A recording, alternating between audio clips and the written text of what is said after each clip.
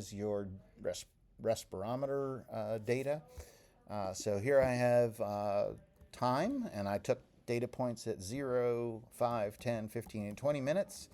And then I have my columns here for, these are for the data for the germinating peas, then the non-germinating peas, the beads only, and that's all in room temperature.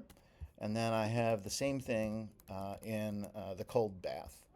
So the first thing you want to do then is subtract all of these time points from 0 to figure out how much volume of carbon dioxide was generated. And so here's what we did right here. So we took, for this 5 point, we took 7.5 and subtracted that from 8.5 to get 1. And then you do that for all of these data points. And then once you've got that done, you need to take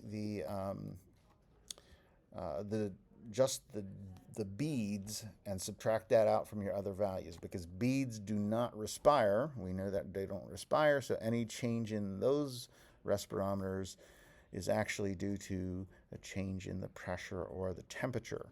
And so then we subtract that out. So if you see here in this B17 cell, I took this B10, 1, and subtracted 0.3 to get 0.7.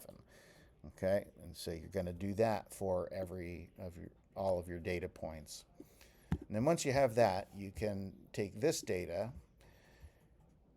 and do an XY scatter plot, and then you get a graph that looks something like this. You should have 4 lines on it, one for the germinating peas at room temp, one for the non-germinating peas at room temp, one for the germinating peas in the cold, and one for the non-germinating peas in the cold. And I just noticed that for some reason, my labels here are incorrect. So make sure you get your labels correct.